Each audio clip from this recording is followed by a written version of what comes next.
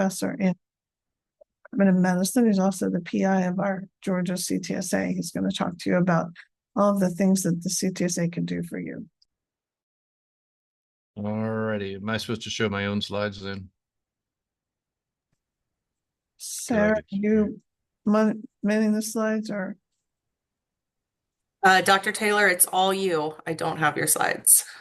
Yeah, I can't share. It says sharing's turned off. Let me see if I can help you with that. I did send the slides last night. All right, hold on one second. Try now, Bob. Yep, I can share now. Give me 1 second to find these guys.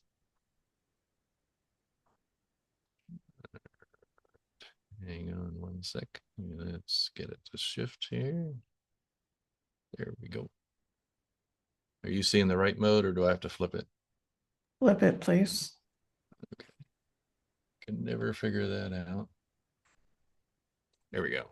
That should be right. Is that good? That's good. All righty. So I'm going to take a few minutes and talk to you about the Georgia CTSA. And I will just advise those of you who don't do classic clinical research, don't turn things off because we support a broad range of clinical and translational science. So the CTSA is a NIH-funded grant from NCATS, and we're multi-PI, multi-institutional grant. So we include, and here are the PIs. So that's Henry Blumberg, who runs our educational component from Emory.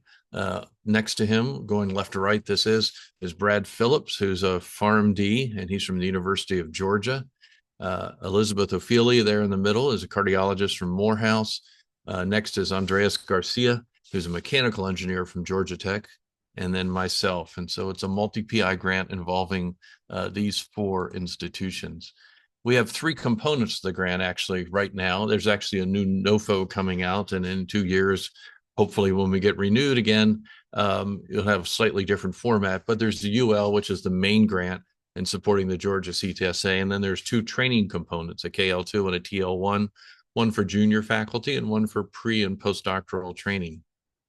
And I will point out that we consider translational science in the broadest sense. And some of those pre-docs and postdocs, for example, do animal work, et cetera, that's disease related. So our history, just real briefly, these started out of these GCRC, these General Clinical Research Centers, and then NIH sort of revamped everything in about 2007, 2008, and wanted a more comprehensive sort of backbone to support clinical and translational research. And David Stevens was the initial PI on that from 2008 to about 2016 for the ACTSI, which at that point was just Emory, Georgia Tech, and Morehouse. I became the PI sort of late 16, early 17 in time for a renewal, which was always fun. And we've added University of Georgia at that point. And so we are currently funded through 2027. At that point, there's a new mechanism, very similar, but a little broader and a little more flexibility. We're actually working on our renewal starting in a few months for submission in June of 26 for funding, hopefully in 27, the way these things work.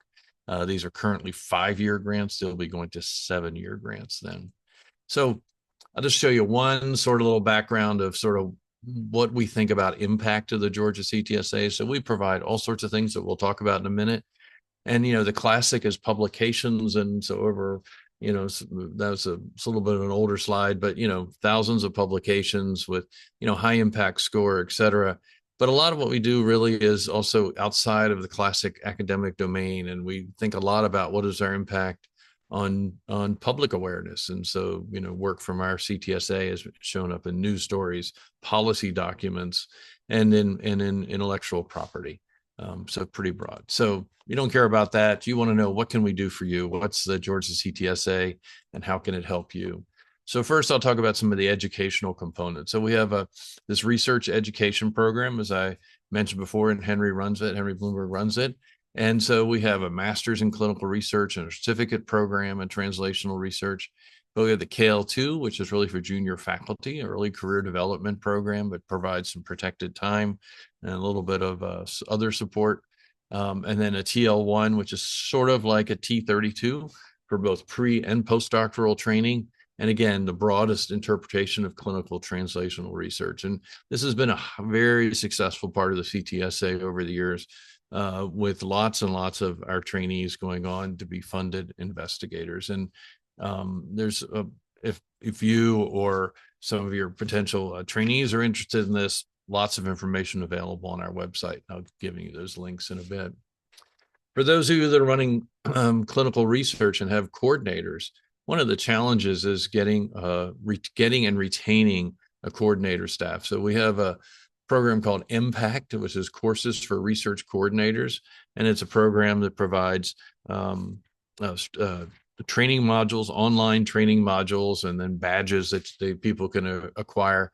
But it really helps fill in some of the gaps, and it's really been used. It actually is spread across the country now. It's a multi-institutional effort, but really developed jointly between Emory and UGA, and with Linda McCauley in the School of Nursing taking the lead in the project. And it really does provide an online opportunity to provide additional training for research coordinators, and then really helps with their retention as well, right? Because you've got them engaged in a long-term educational thing. A lot of our fellows will also access some of these modules too for additional information. So that's one thing. We have lots of other educational activities. We have something called Bench to Market seminar series that we co-sponsor with Biolocity. So that's really about commercialization. Those are once a month online. We have the Teams Mentoring Program with Dr. Rinling leads, which is one-on mentoring for junior faculty and postdoctoral trainees. There's Team Science Workshop, an annual training on how to work as a scientific team. We do some sort of nuts and bolts stuff like phlebotomy training for coordinators. You might have a coordinator who's drawn blood. We run a phlebotomy course. And then also grant writing courses workshop. And that's been very popular with quite a few trainees, quite a few attendees joining that. The other thing we have, and there's the conferences and meetings. So we have the Southeast Clinical and Translational Conference, which was actually just last week, with about over 300 attendees. And that's a joint conference on clinical and translational science held at Callaway Gardens, about an hour and a half south of here. And it's sponsored by the Georgia CTSA, but UAB, MUSC, South Carolina, Florida, and Miami are sponsors, but we have people from all over the state come to join us. We've had NIH representatives, posters, talk, networking, and presumably we're going to go ahead and have another one in 2026. Coming up soon is Health Services Research Day, which is jointly sponsored. We also have things, these last two are, again, ones that Kathy runs, Blue Sky Groups and Speed Networking. You can look for those, and I'll be giving you some information on how to keep track of things. But Blue Sky Groups are small groups of individuals that probably haven't worked together before, who get together and focus on a new topic to build new collaborations. And examples of these have been a focus group, for example, on sickle cell, or one on healthcare disparities, various different topics. There's one on microplastics that was a few months ago. And again, it just brings together people that haven't worked together before, typically, and provides an opportunity to expand your collaborative network. And then speed networking, you've probably heard about those things. There've been similar activities with that, where you give a very short blurb on what you do, and again, an opportunity to build new collaborations. We also offer pilot grants once a year. Those applications are actually just due recently. We focus a lot on multi-institutional projects, but not exclusively. They're peer-reviewed internally. And again, as support clinical and translational work in the broadest sense, as not always sort of, and actually very few clinical trials. And they can be very broad, from statistical techniques to wet lab work that's disease-centric, through early database work, all sorts of things. And then one of the other things is sometimes we'll administer grants for other groups. So there may be pilot grants or seed grants from, for example, there was one just in regenerative medicine that went out, and we just had responses to that we managed. And these have been pretty successful because it's a good support for this. As you can see, it's about a 9-to-1 return on investment. And And then importantly, we have a bunch of core services. And again, I can't summarize all of those in the 15 minutes allocated to me, but we have the clinical research centers, which I'll talk about in a minute. And there's biostatistics consultants, recruitment center. You're having a hard time recruiting patients for your study. We have folks can help with that. Regulatory support. Sometimes you get so lost in regulations, you don't know what to do, or putting together an IND, you need some help with that. Ethics consultations. Maybe there's some, vexing ethical issues, or you want to consider some issues related to your IRB application as regard medical ethics. We're part of the Trial Innovation Network, which is a CTSA organization across the U.S. And so we'll occasionally get, or not occasionally, almost routinely, we get requests through the TIN for, do you have investigators that are interested in X, Y, or Z? Or we can have trials initiated from here where we can reach out across the country through the other CTSAs to see if we can build connections with other sites. We've had a rapid response team that we jointly sponsored with the School of Medicine and the university. And that's for urgent approval of studies. So this, as you may guess, this was originally started after Ebola, and we needed to figure out how, like when something was urgent, how could we come online quickly with a clinical study? And that first test of that happened in the fall of 2019, and it was successful with just a sort of trial balloon. And of course, when 2020 hit, and COVID hit, this was great because we could get some trials, and our fastest up and running trial was 72 hours from documents to first patient enrolled. Data Safety Monitoring Board, if you need a DSMB, we have a list of folks, and we can help you put that together. And then we have some research navigators that can help you. And I'll talk about that in a minute. And then informatics support. We have up to 20 hours of free consulting for junior faculty to help them get their project up and running. The GCRCs, our clinical research center, our Georgia clinical research centers. So Emory University Hospital, Midtown, Grady, Pediatrics has one, and Morehouse School of Medicine, and the University of Georgia, and they work collaboratively. So those resources are available to you. And again, if more interested, we can show you how to make connections. We're also very interested in commercialization and entrepreneurial activities. So we already mentioned the Bench to Market commercialization seminar series, but we also have one-on-one consultations. If you're like, well, can I commercialize this? Should I? We can help you find someone, give you a little mentoring in that area. We also have something called the App Hatchery. So if you want to develop an app, and there have been several successful ones. There's one on TB surveillance that's actually used statewide now that came out of that. There's one on maternal health, several really interesting. There's one to assist Spanish-speaking pediatric patients to interact with their nurses and help nurses and staff interact with who are not Spanish-speaking, interact with Spanish-speaking children. There are a variety of things, and they're there to help you. Help with regulatory consultations, and then if you're interested in SBI or STTR grants, we can arrange for some internal reviews of those to help you, because that's a very different grant from your typical grant. We also help with community engagement. We have some access to some CBOs and community-based organizations we can connect you with. Seed grants we provide to those. We have a community engagement forum every other year coming up later this year. And then we also have a database, a community academic partner database. So if you're, for example, interested in diabetes and you want to work with a community-based organization that's focused on diabetes and obesity, we could potentially connect you with those folks. So how do you connect with us? So you can go to our website, georgiactsa.org, and one thing you can find is a navigator. That's a person who can help you find the resources you need. We have an e-roundup newsletter that comes out every Friday. It has sort of updates on things that are going on with the Georgia CTSA. It also lists pilot grants, educational activities, things like that. And then there's this handy dandy PDF, which I will show you. And this is a several page document that basically lists the stuff we do. Some people find the website a little hard to navigate. So this is an alternative approach, and that QR code there, if you scan that, that'll take you right to this PDF. that gives you all sorts of things. And you can see on the one thing, consult offerings, direct referrals. We can get a navigator to help. If you're really trying to figure out your new study, we can help put a studio referral where we bring in a biostatistician, an experienced trialist, a coordinator, help you sort of get that first step going. So if you do nothing else, just remember, scan that QR code and remember Georgia CTSA website. Those two things are there to help you. And we look forward to providing support to you in your research efforts. And with that, I am finished. And I guess I have 1 minute for any questions anybody has before we move on.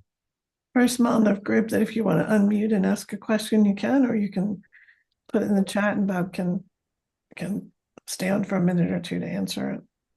Or you can always email me. I'm wtaylor@emory.edu. Or again, go to the website and there's some links there. You can find all of us and get connected with us. But let us know how we can help you.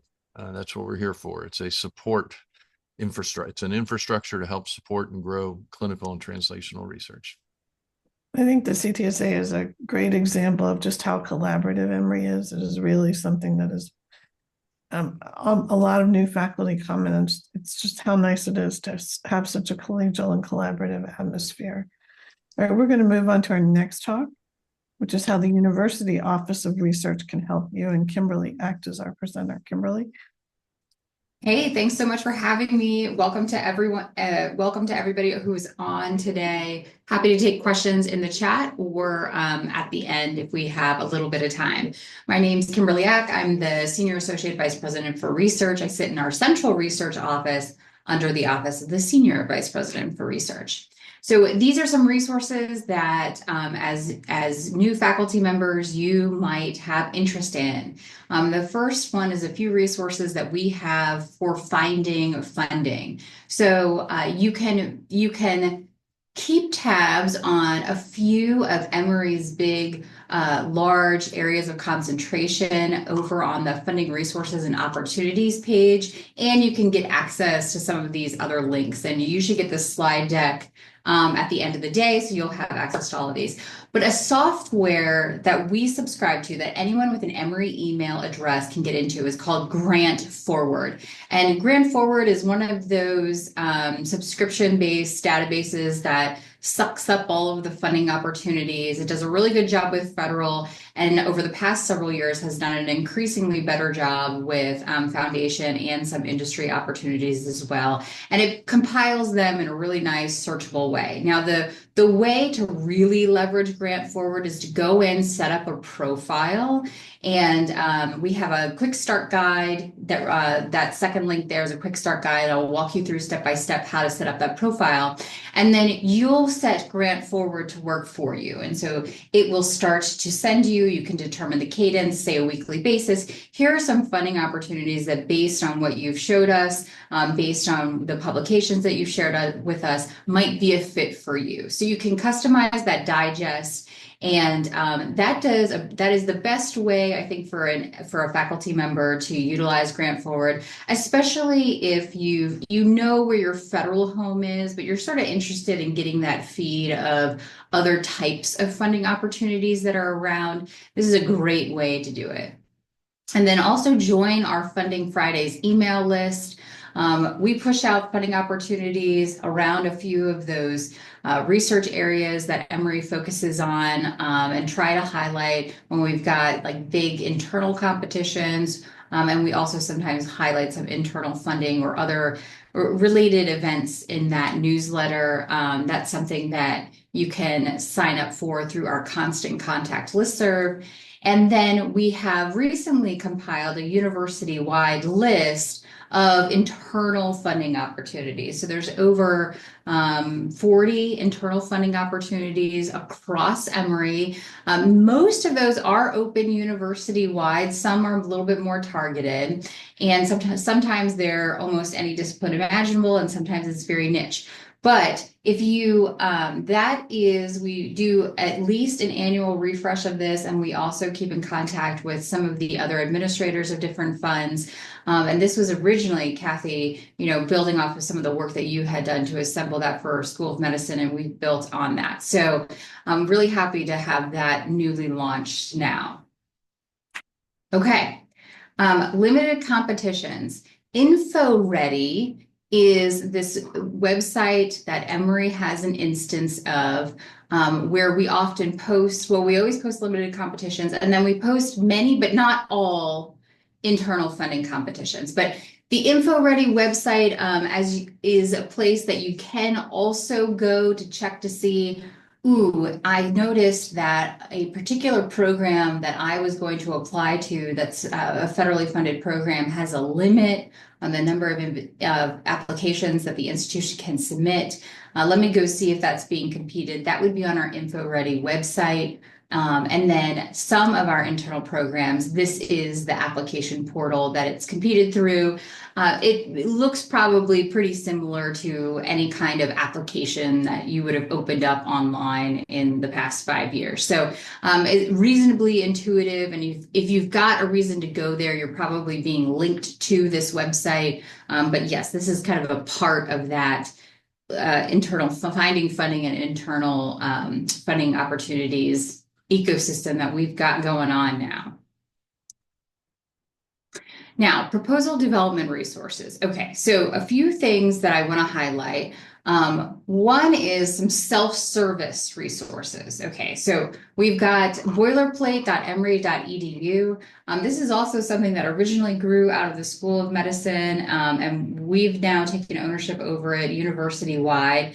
If you're like thinking, gee, haven't hundreds of people written some description of like generically what does Emory do research in? Yes, that boilerplate language is available here in this system.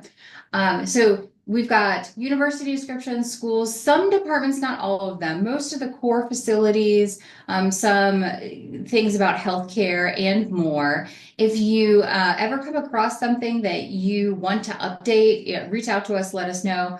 Or if you think, gee, this is from 2022, do we have an update? We can tell you if we've got an update or something like that. But when you're looking for that language that you need to plug into a letter of commitment or something, here you can access it through the boilerplate library, and we've been doing some upgrades on how it's tagged, making it better searchable, that kind of thing. So that's available behind the firewall. Use your Emory login to get into there. And we also have developed a vendor list. This was a request from the provost office and the academic units to identify vendors that could provide editing for review for manuscripts and proposals. These you have to pay for. These you would contract with, but they went through a reasonable vetting process. You should still, choose your own path here, but if you weren't sure where to start, and the internal resources, Bob was talking about there's some other resources that,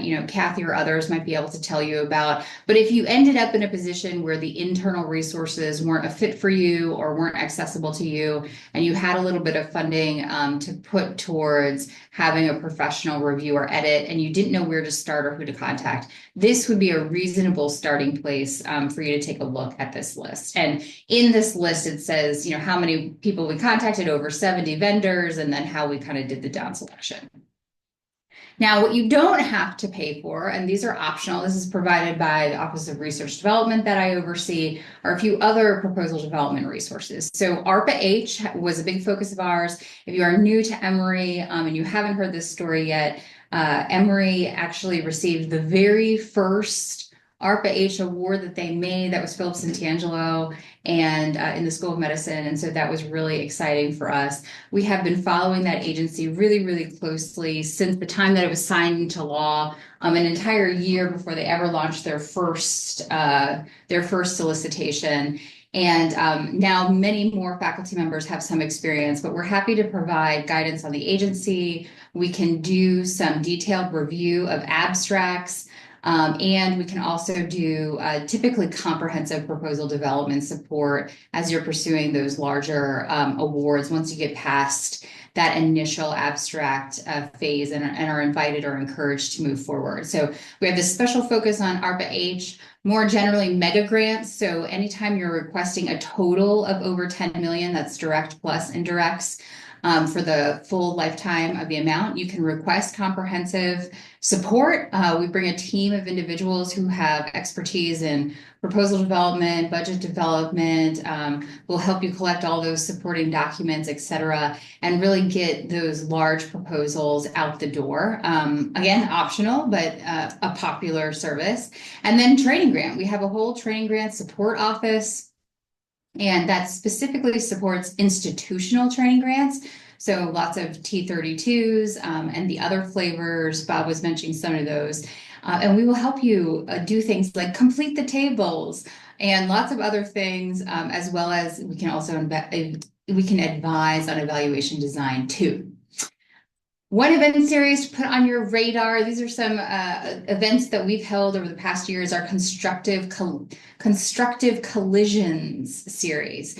Now we have moved to partnering with university-wide initiatives or centers or departments or academic units that want to explore collaborations across the university. And so we have sometimes offered these without partnering, but we've moved to really, no, we always partner kind of model. That's been successful for us. So if you hear of this or you see this, we usually do fun things like we make people make sandwich boards and they wear a sign that says what they're looking for and what they can offer. Or we're voting March Madness style on the best mission for a center. Different things, different ways of bringing multiple perspectives and capturing multiple disciplines and forming some new collaborations. My lowest bar is at least did you meet somebody new? And I was running 100% success rate on that metric until we partnered with Liz Krupinski, and she knew everybody in the room already. And so she made my 100% metric go down. Now it's 90 some. But anyway, you always meet somebody new, basically, is sometimes you find a collaboration to work on. So these are fun. Okay.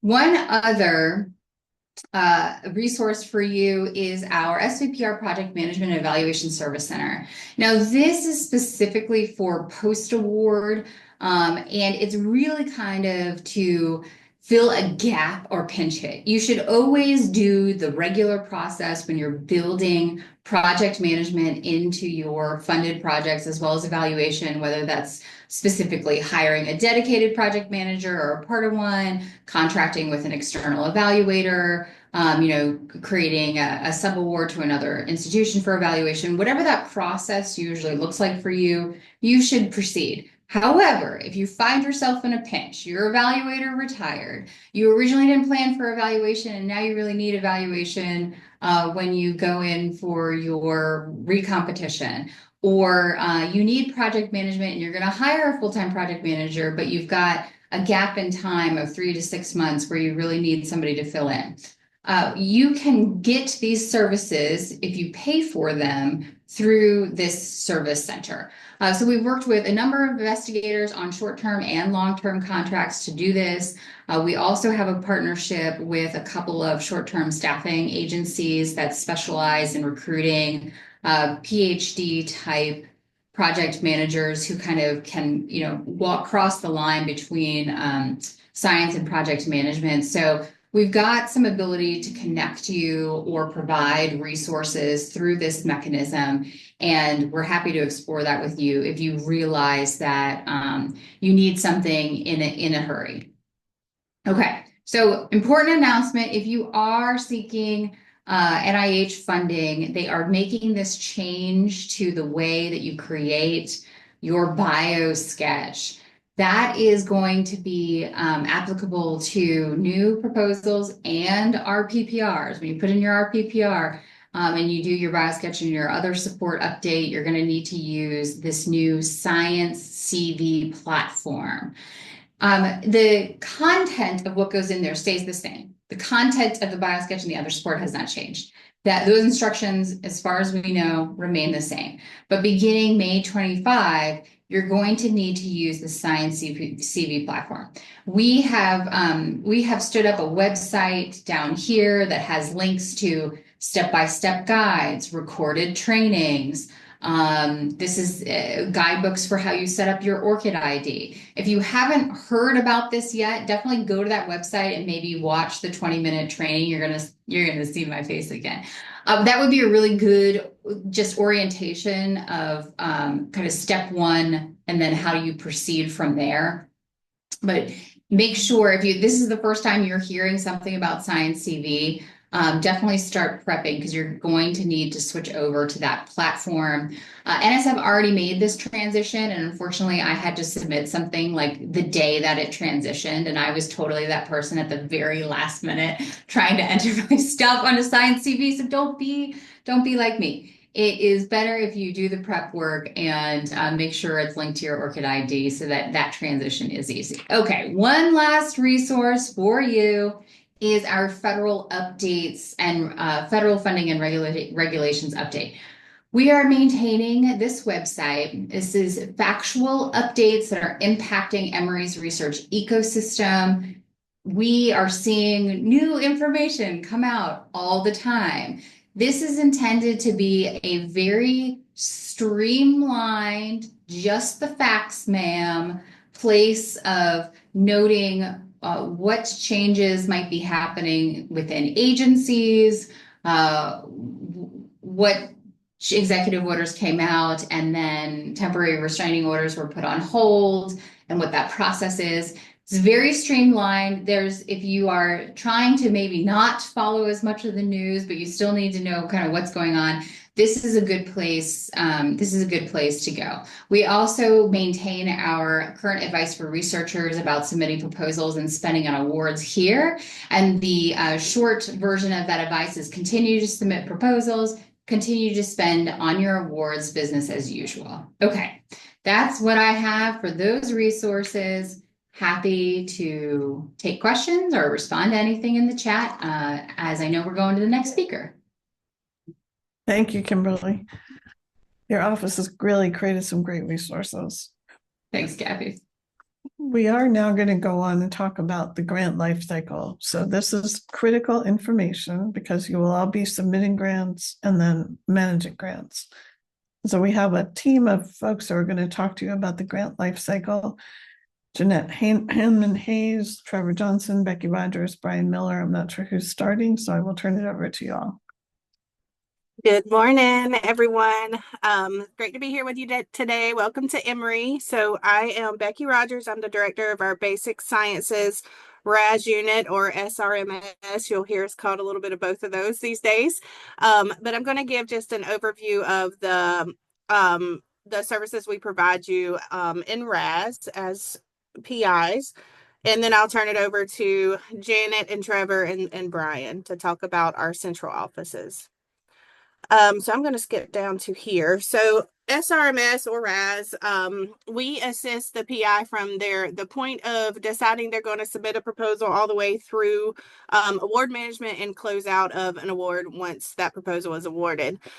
In the pre-award stage, we're going to help in building your budgets, compiling all your documents, making sure formatting is correct, and then routing to our central office for submission to our sponsors. And then once awarded, we're going to help you with reconciling your awards, projecting expenses, and then all the way through closeout. I'm going to share this document in the chat for you all so you have the resource. But we've got information in here about our 5 different RAS units that support you all in the School of Medicine. But probably most important right now is the Find Your RAS or SRMS unit. So this link right here is going to take you to a website where you can put in your department that you're located in, and it'll direct you to the unit that's going to be supporting you. So main thing I can tell you is start early. If you're considering submitting a proposal, go ahead and reach out to your RAS unit and get acclimated with them. Start talking about the proposal you're wanting to submit, because the more time we have to work with you, the better service we can provide you along the way.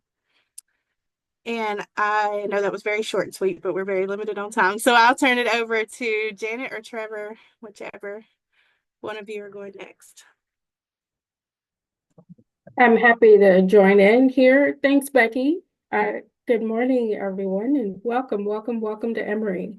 I am Janet Hannum Hayes. I'm the Director of Contracts in our Office of Sponsored Programs.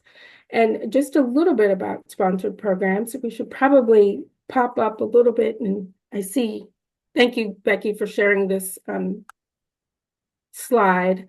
To give you a little bit of an idea about how sponsored program works, you see the pre-award piece here. Both Becky's office and mine do engage in much of the pre-award function, meaning you've identified that particular proposal or you have that project in mind, and now you want to pursue it. You want to submit that proposal to the sponsor. Our Office of Sponsored Programs is the office that's officially charged with facilitating that activity directly with the sponsor. Our office consists of 3 units, if you will, within the Office of Sponsored Programs. There's the grants group that Trevor will talk about in just a moment, the contracts group, which is where my team lands, and the subcontracts group. The contracts group in particular is further broken down into a non-industry and industry team. It's pretty self-explanatory. The industry team facilitates contracts with industry sponsors. So those bench research projects that you might have with anybody from Siemens to Pfizer, we can assist you by negotiating those contracts on your behalf. Similarly, on the non-industry side, we help facilitate contracts with international sponsors as well as contracts under the federal acquisition regulations. So those super mega projects that Kimberly spoke of earlier, we are an integral part in working very closely with her team and you to help facilitate those. Trevor, I'm going to throw it over to you to talk a little bit about the grants process.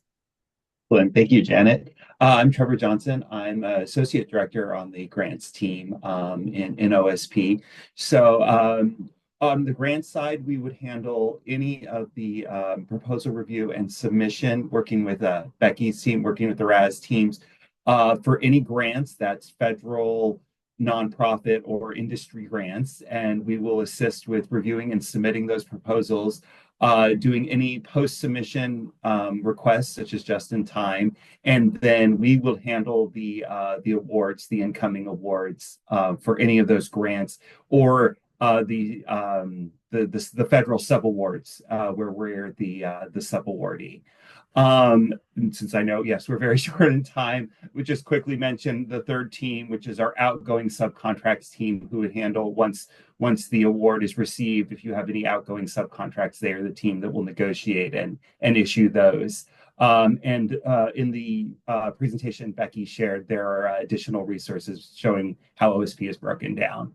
And now I'll hand it over to Brian so he can talk about RTC. Thanks, Trevor.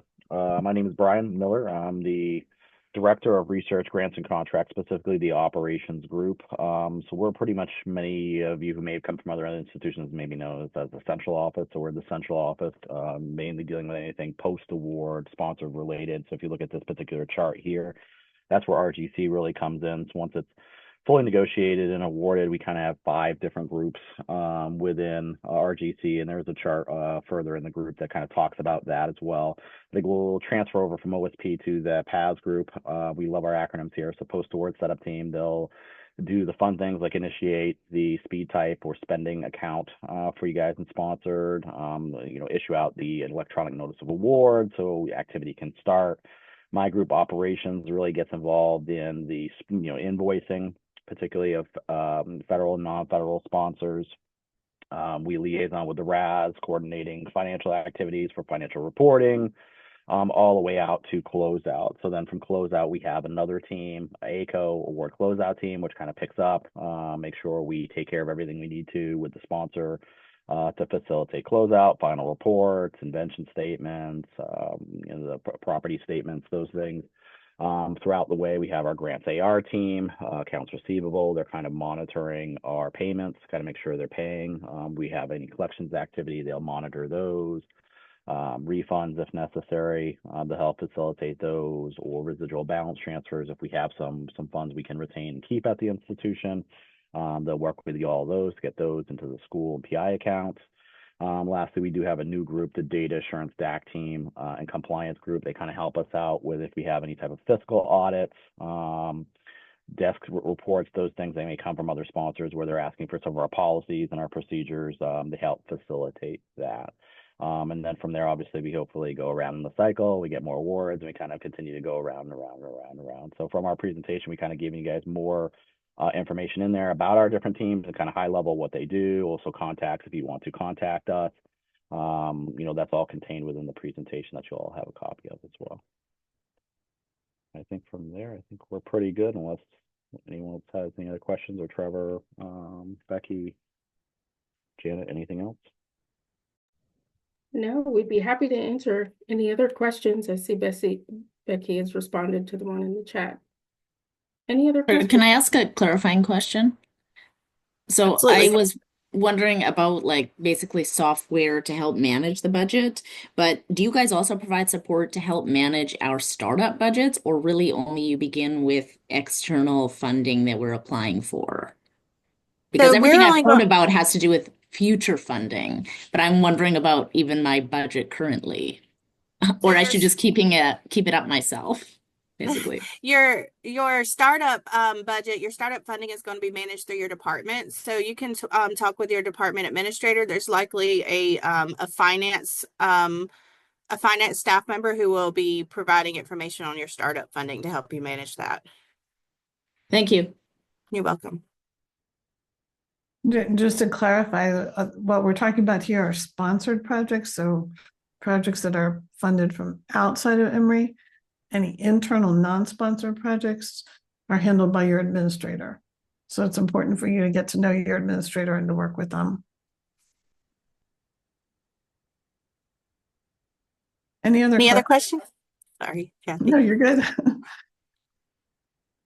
All right. Well, reach out with any questions you have. We're always happy to answer and assist you or direct you in the way you should go to any other contacts. So please reach out if you have any questions. So we have a couple of minutes. So there is another question there from Kyle. Becky, if you're so when you receive an NOA, you can reach out to your RAS contact. So in this document that I shared with you, there's contacts for each of your departments. You can send that over to your RAS and we'll help facilitate through OSP and RGC the setup of those awards. So NIH notice of awards and things like that go directly to our Office of Sponsored Programs, but a lot of times when you're working with foundations or private sponsors, sometimes they will send them directly to you. So yes, please be sure to provide those to your RAS so we can coordinate with OSP. So I think research administration is often very hard to navigate. And so I think what Becky was saying earlier, your RAS or SS, what are the new letters? It's SRMS is the other name we're going by. Yes. Yeah, SRMS RAS have been renamed SRMS. And so that's the group that you work with initially. Then they'll help you reach out to others and the other parts of the alphabet soup if you need help. So just remember, if you remember nothing else, remember RAS and SRMS. Yes, and also please remember that we do need to route all proposals. So if it's external funding, we're going to need to route it. So please be sure to reach out to us to help facilitate that process. And also maybe talk a little bit about the lead time that you need to route a proposal. This is not something you do the day before the proposal is due. Absolutely not. And the more complex the proposal, let's say if it has subawards or foreign components, program project grants, we're going to need longer. But typically we would like about 4 to 5 weeks on just a standard proposal. So just reach out as soon as you're thinking about submitting the proposal so that we can begin assisting you. I think most units have staggered deadlines for when materials are due. Is that right? That is correct. There are sort of a timeline of dates leading up to the proposal submission deadline. And your RAS unit should be providing you with a timeline of when certain documents are due along the way. So creating a good relationship with your RAS unit is really important and something you should work on. So And- there's one more question, then we need to move on. So the time it takes to transfer a subaward from another university, that it's very difficult to kind of put a timeline on that because a lot of it depends on the institution we're working with to transfer that. But as long as it also depends on the sponsor and how long it takes to transfer it through the sponsor. But we do try to make that as quick and seamless as possible. And we'll work with the institution that it's transferring from to help keep that process moving. But it really is dependent on the other institution and the sponsor as to how long that takes to transfer. All right. Well, thank you all for presenting on that very important topic. You will be hearing from our faculty, no doubt. Thank you all. Best luck. We look forward to working with you. All right, we're going to move on to resources for postdoctoral fellows. Emory has been lucky enough to have an Office of Postdoctoral Research for many years. It was actually nationally recognized. David Weinschenker took over the office just this last year, and he'll share those resources with you. David? Right.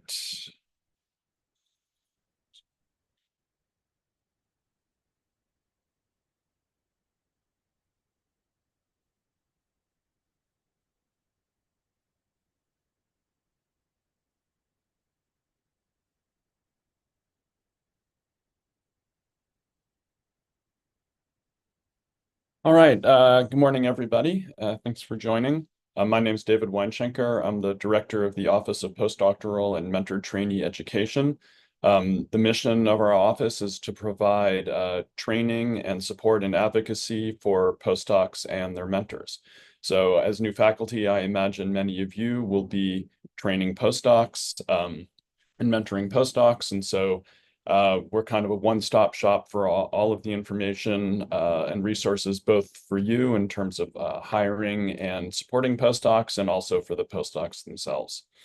Now, I've tried to update this a little bit, due to the changes that have sort of come down from the administration lately. So I'll kind of point out a few places where things might be different.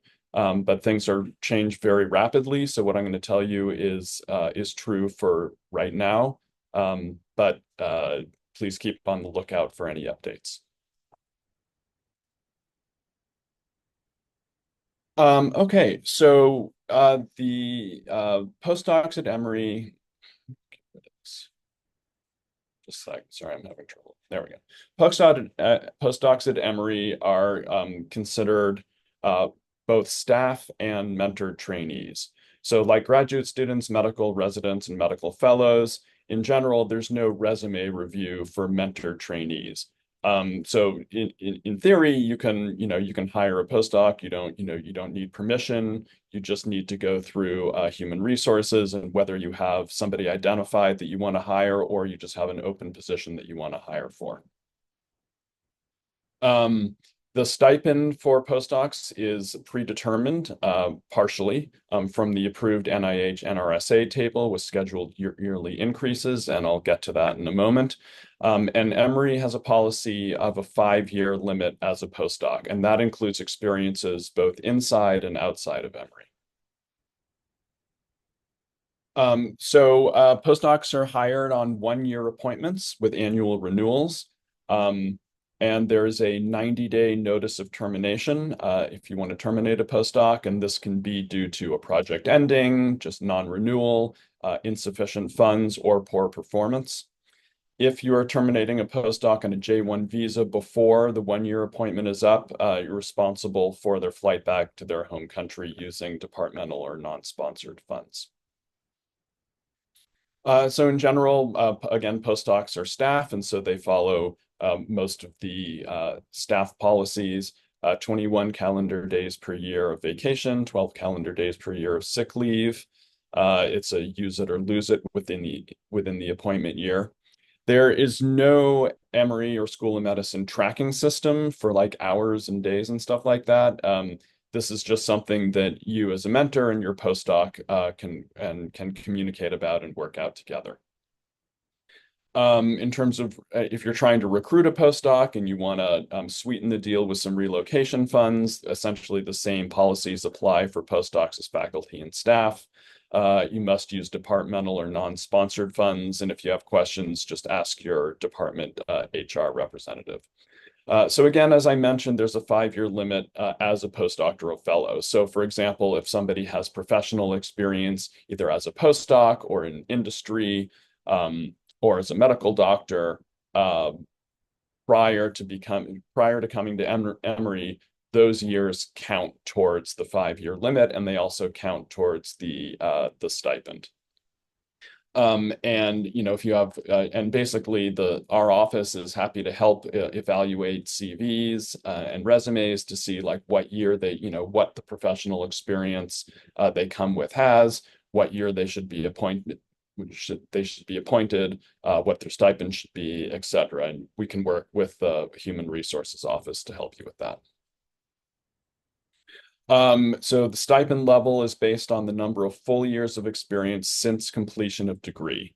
And following NIH guidelines, these relevant experiences can include research experience, including industry, teaching, internship, residency, clinical duties, or other health-related work beyond the degree or training completion. So obviously, if somebody's just gotten their PhD and they're going right into their postdoc, this doesn't apply. They start as a year 0 postdoc, but anybody coming with any prior professional experience, that counts. And again, you can contact our office if you're not sure whether something should count or not towards that 5 years. So this is the current postdoc compensation plan, and it's based on the NIH minimums for NRSAs. So a year 0 postdoc, which is somebody with no experience at all, starts at $61,000, and that goes through up through year 4. So that's a total of 5 years, which is up to a little over $66,000. Now, Emory also has a policy that PIs can pay at their discretion, can pay within a range. So the NIH stipend is the minimum, but you can pay up to a 15% increase in that. And that's at the PI's discretion. And this additional stipend can be used like as a recruiting tool, for retention, for merit increases, etc. Now, as this is now something that so normally you can just pay this 15% more at your discretion. Again, you don't need permission, you don't need to ask anybody, you just let HR know. But now that there is both a hiring freeze and a wage increase freeze, then this is going to need approval. There is not an approval process in place at the moment, but I expect to have one up very soon. And so if you want to increase a postdoc stipend beyond the NRSA minimums, you're going to need to go through this process and provide a justification. And so the justification can be recruitment, it can be retention, it can be a merit increase, but you will need to justify it and it will need to be approved. I should also mention that because postdocs are considered staff, that they also fall under the hiring freeze that is currently in place at Emory. And so again, if you want to bypass that freeze, you will need to go through the approval process and justify why it is absolutely essential that you hire a postdoc right now. So for example, if you're a new faculty member, you have no one in the lab and you need to hire a postdoc to get your research program going, that might be pretty good justification. Now there's Emory has an additional policy that in fact, over and above this 15%, if you want to pay even more, you are allowed to request clearance for up to a 25% increase above the NIH guide with justification. This justification can include things like outstanding performance, so like a first or co-first author paper in a journal with an impact factor of greater than 10. If the postdoc is awarded an external extramural fellowship. Competitive recruitment to Emory, not between labs at Emory, but if you're trying to recruit a postdoc from elsewhere and it's competitive and salary is an issue, that can be a justification. So all requests for above 15% up to 25% should be sent to the postdoc office. And here's the email.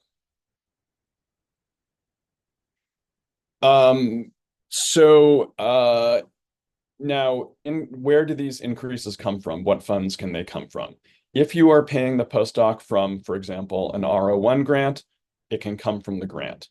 However, if the postdoc has an individual fellowship, for example, an F32, or if they're on a training grant, the extra stipend has to come out of non-federal accounts. So discretionary accounts associated with either the PI or the department. Salary ranges will be based on the latest NIH NRSA stipend levels, which go into effect on September 1st of each fiscal year when issued. Postdocs get benefits like any other staff, like health insurance and 403(b) retirement. However, please be aware and have your postdocs be aware that individuals that get an F32 or a T32 or any kind of federal fellowship, they do not receive health insurance and retirement benefits due to federal law. So there are some solutions to this. So most training grants and NRSAs come with an institutional allowance that's typically used for professional development. That can be used to pay for health insurance. And PIs can use non-federal funds to supplement for retirement benefits if they are so fortunate to have a great postdoc who gets one of these individual or training grant fellowships. This is an issue that to me creates some inequities. It doesn't make sense to me that that postdocs who are competitive for these awards should have to take these cuts. And so that's something that I've been working on with the administration. Everything that's going on with NIH has kind of hampered that effort the last few weeks, but I'm hoping to come up with some more solutions for this. So what happens after 5 years? Well, for really exceptional postdoc fellows, if you want to keep them, if you want them to stay after their 5 years are up, if they're competitive for a higher stipend and pay, you can promote them to a position more commensurate for the pay, like a staff scientist or an instructor or an assistant professor. And again, work with your department and HR on that. You can also request short extensions over the 5 years if there's extenuating circumstances. For example, if a postdoc has a job starting 3 months after their 3 months after their start date, you can request a waiver on that 5 years. And so if you have any questions, if there's any reason why a postdoc has to stay a postdoc in your lab past the 5-year mark, please just contact the postdoc office and we'll work with you on that.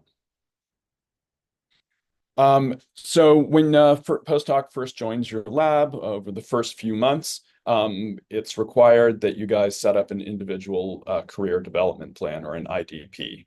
And so this can be, this has plans for research, so setting goals, a research plan agreed to that you guys work on together, plans for manuscript submissions and authorship over the course of their training, plans for attendance and presentation at national and international meetings, which is really critical for professional development, and plans for applications for fellowships and grants. So that some kind of timeline and plan should be laid out within the first 6 months. Also plans for career path in terms of setting goals. So discuss with your postdoc what kind of career they want after they're done with their training. And depending on what they say, plan for extra training or skills needed for success in whatever that career goal is, whether it's academia or industry or government or what have you. And remember that, they're pursuing this career direction. So they start out really trying to figure out what skills do they need to learn to be successful in a future career. and then who's going to teach them the skills and when are they going to learn them. So those are the key things to have in an IDP. So a little bit about demographics and outcomes. Where do Emory postdoc fellows go? So most majority stay in a research intensive career. About 15% go into something research related. Some go on to further training. And then in terms of those who stay in research, about half stay in academia, but only about a third of our total and our tenure track positions. About a third go into industry, and some go into government or nonprofit. One of the main things that the postdoc office provides is the NIH mandated Responsible Conduct of Research Ethics certificate course. This meets all NIH mandates, and the topics are covered both virtually and in person. These are faculty led, and the participants are postdocs, medical fellows, and junior faculty who are on K awards. So again, this is federally mandated for all postdocs, and our office provides that training. We also provide a lot of other professional development opportunities, both for individuals who want to stay in academia and those who want to go into industry or other kinds of jobs. So we have a lab management certificate course. This meets all NIH mandates for K trainees. We also have a project management course that we just developed last year in conjunction with the Goizeta Business School. We teach grant writing. So we have an NRSA F-32 boot camp to help your postdocs develop mature F-32 applications. It's also applicable to other fellow training applications and provides background information on all the different components in the grant. We also have a K award portion that has live workshops, a tutorial video, slides, and samples. So for example, for those applying for K99s or K08s. Our office also offers one-on-one grant consultations, editing and guidance. So you can make an appointment with our office. Your postdocs can make an appointment if they want more individual help with their grant applications.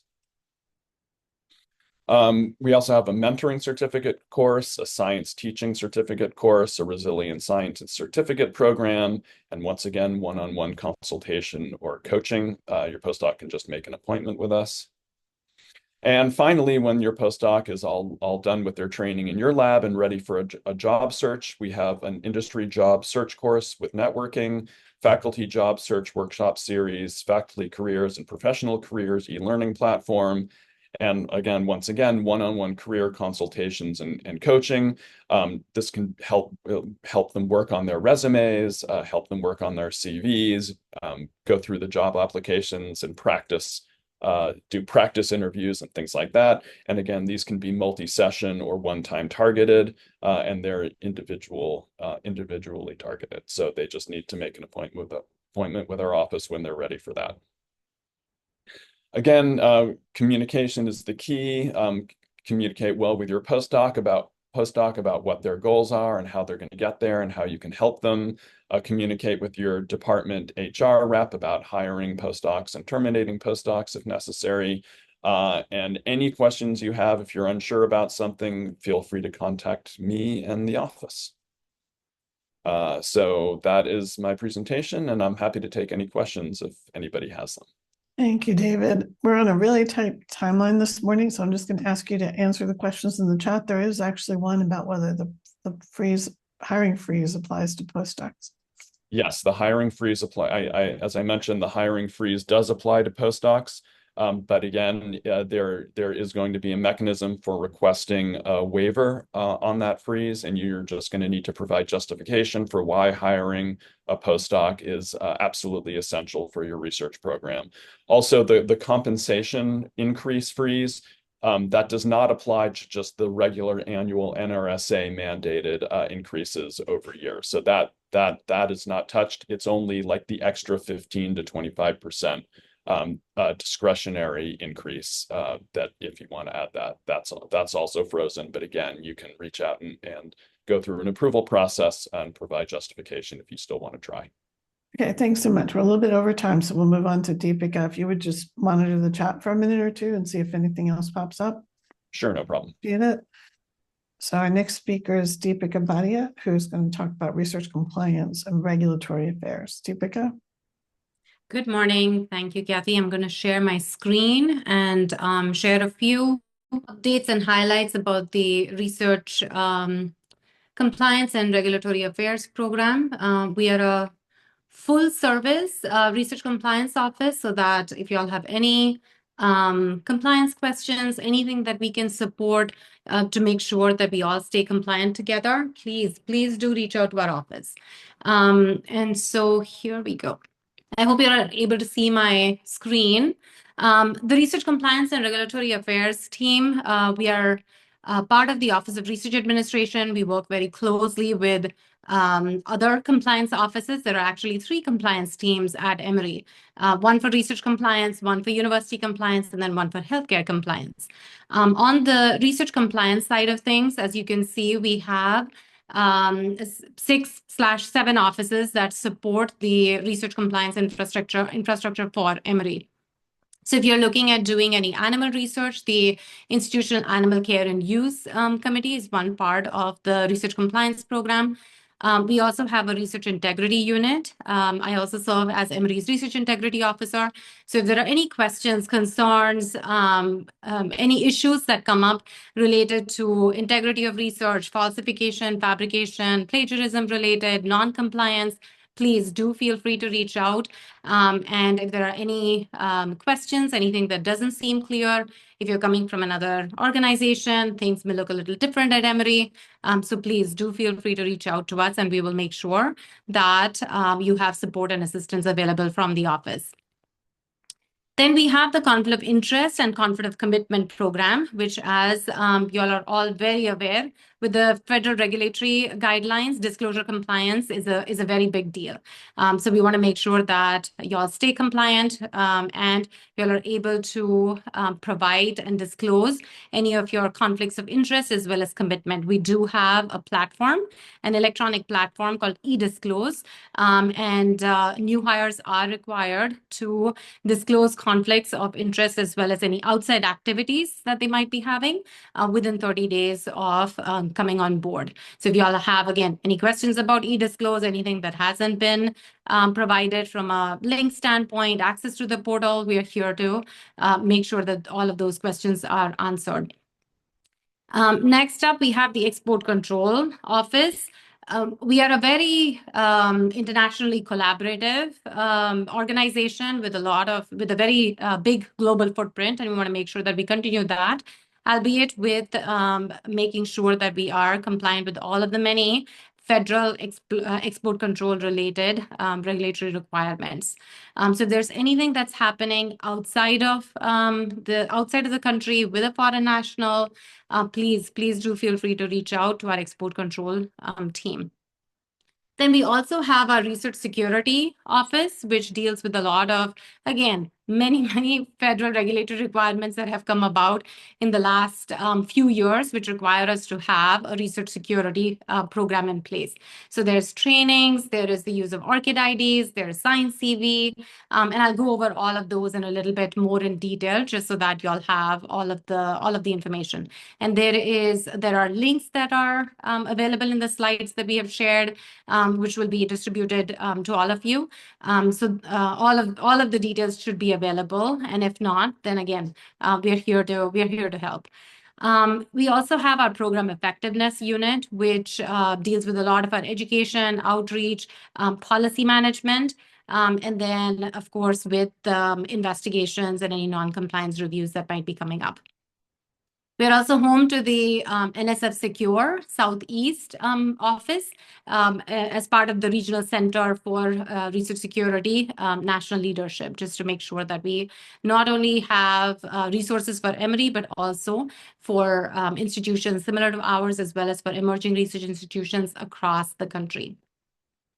So our prime objective is to make sure that we are able to continue collaborating with confidence. We have disclosure compliance pieces all squared away. And then, as I mentioned, there are a few research operational units, such as the animal research program. If you're using controlled substances as part of your research, that's another big item with DEA requirements, as well as with Georgia Board of Pharmacy, as well as Georgia Drug and Narcotics Agency requirements. It's an ever-changing landscape that keeps research compliance all the time on their tippy toes, more so in the last 6 weeks. But if there's anything that y'all are wondering about the executive orders or anything, how it's impacting your research projects or any proposals that you all are about to be submitted or any awards that you're getting added on. We work very closely with making sure that those details and information as they are changing, either with our Office of Sponsored Programs, with our government relations team, and then, of course, with other Office of Research Administration teams as well. And then we are a very big part of making sure that we have an ethical research compliance program. So just as key takeaways, just making sure that from a disclosure compliance perspective, you are set up in e-disclose. If there are any foreign affiliations, please do make sure that those are disclosed within the e-disclose platform as well. At Emory, we are very big on making sure that we stand by our strong commitment to prevent research misconduct. We have a great program which manages allegations, and we have due diligence on reports that we receive around research misconduct, but we also make a very, very structured and organized attempt to make sure that we prevent research misconduct to begin with. So we do have a software license that is newish to Emory. It's called Authenticate. It is a plagiarism detection software. And please do reach out so that we can provide you an Authenticate account. The software itself is very easy to operate, and we have an Emory license, which means that all of your information stays secure within your login. It is not shared across Emory, and it's not shared with anyone else outside of Emory, of course. And then we also have a minors in research program. This is typically the time when we start getting a lot of requests for minors to be a part of the Emory research landscape, whether as part of being involved in laboratory activities or shadowing, or being a part of data entry even. So we do have a very thorough vetting process and approval process to make sure that minors are aware of many of the policies that need to be taking place, what principal investigators as chaperones within the laboratories, for example, need to be doing. So please do make sure that if you have a minor that you are considering, we do need to have approval that needs to take place before the minor can start working as part of any research activity. And then with regard to international collaborations, we strive very hard to foster international collaborations, make sure that we are continuing that global footprint, but we also want to make sure that we are staying compliant. So for any of the international projects, especially if you all have any questions, please feel free to reach out to our export control as well as our research security team. And then animal and human research, connect with our IRB as well as our IACUC offices. And if you're using any controlled substances in your research projects, we do need to have DEA licenses as well as a GBP permit. And again, our team is here to make sure that you all get the support you need. I do realize that our email address is towards the very end of the slide, but it's fairly easy to remember. It's research compliance, all one word, at emory.edu. And then this is a very handy all-in-one fact sheet of sorts. There's a link that is present in the slides that were shared. So please do take some time to go over these, and each of the links here does have the email address to the individual offices as well. But other than that, you can always reach out to researchcompliance@emory.edu, and somebody on the team will make sure that we are in touch with you to answer any questions and provide support. Any questions, anything that I can help answer today? Thank you, Deepika. We'll do questions in the chat just so we can stay on time. I know you started a couple minutes late, but you stayed right on time, so we appreciate that. So any questions you have about research compliance, please go ahead and put in the chat. And we'll welcome Cassandra Quave to talk to us about the Emory Integrated Core Facilities, which are useful for all types of research at Emory. Great. Hello, everybody. Just gonna share screen here. So I'm Cassandra Quave. I am a professor in the Department of Dermatology and the Associate Dean for Core Facilities. Welcome to Emory, first of all.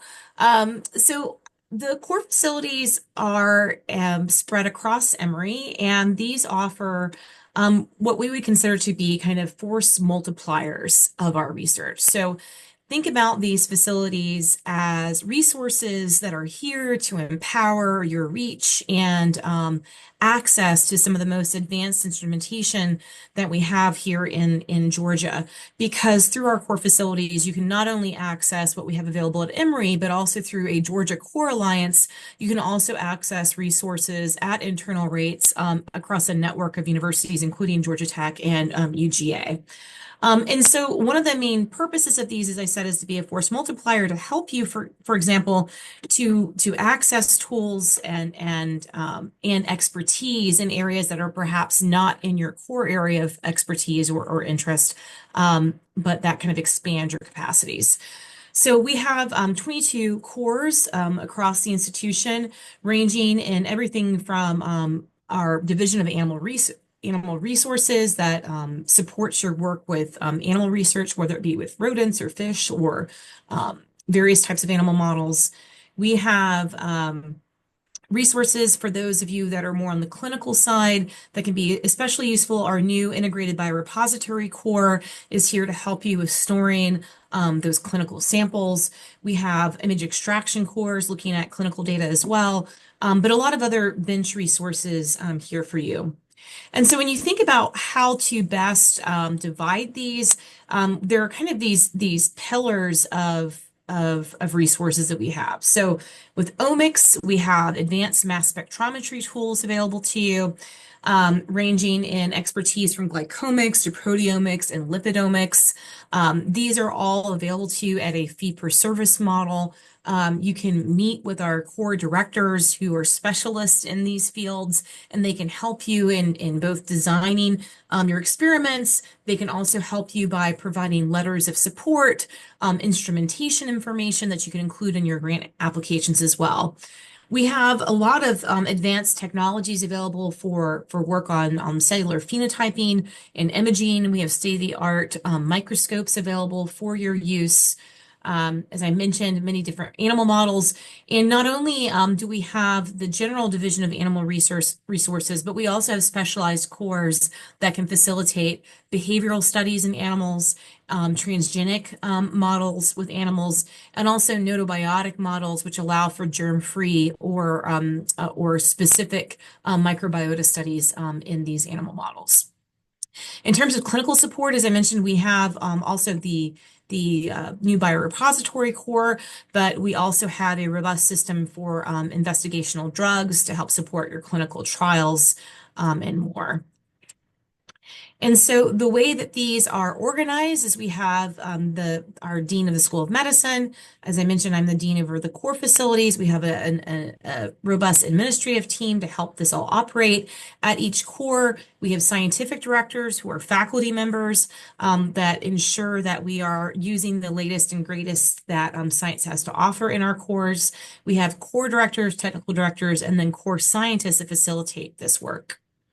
And so just to give you an idea on impact in 2024, we had 21 operational core facilities. Again, we've just expanded to increase that number. We had more than or 457 labs that used our services.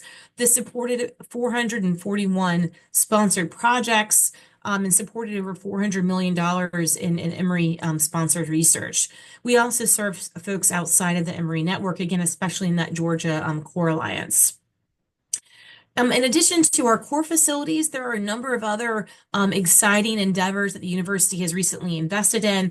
Over at the new HSRB2 building, we have labs now available to assist in any of your micro machining work.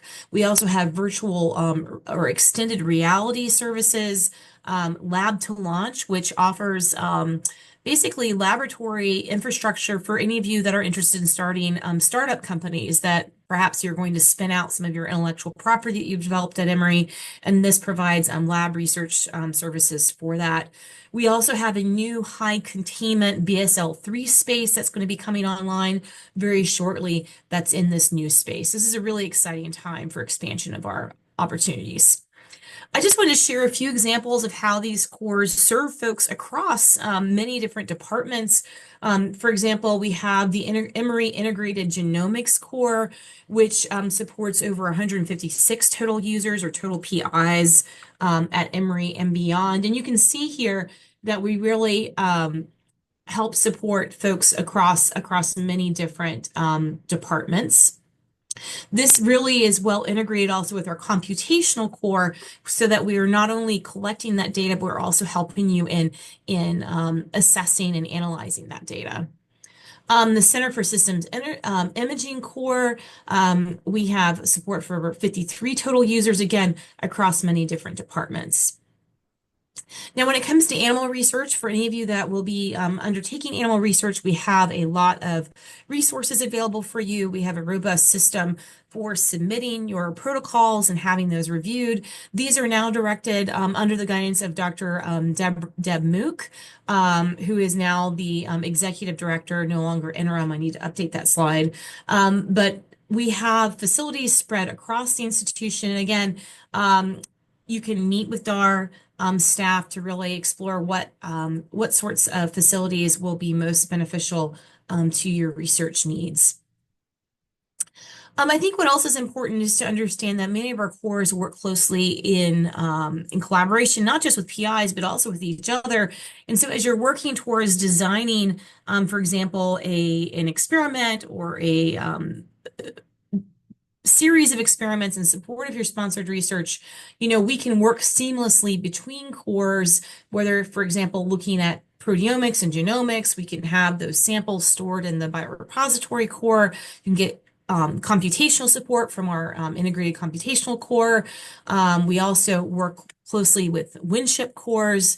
And so there are a lot of seamless pipelines that can really help to supercharge your research. When it comes to cellular imaging, we also have, as I mentioned, investment in a number of very high-end microscopes. We also have shared applications for shared instrumentation grants that are available through NIH primarily, but we also have NSF opportunities as well. And these ensure that we have the latest and greatest instruments available to you. Now, let's say, for example, that we don't have a specific instrument that you need here on campus. You can access those instruments also at other Emory sites. For example, my lab, which does a lot of chemistry, uses not only the NMR core available here at in the Emory College, but also those instruments available just across town at Georgia Tech. And so if you have any challenges in finding these resources here on campus, you also have all of these other sites that are available to you. And so I'm going to stick with time. I think maybe I have just a couple of minutes if anyone has any questions. You can also contact Dustin Nelson in our research team with any specific questions. And of course, you can always reach out to individual core directors, whether it's scientific or technical directors, with specific questions on their services and capabilities and how we can best align with your research needs. Thank you, Cassie. We'll take just a minute here to ask any questions. Here we go. There's one in the chat. Can you see the chat, Cassie? Yeah, let me stop sharing and I'm going to open the chat.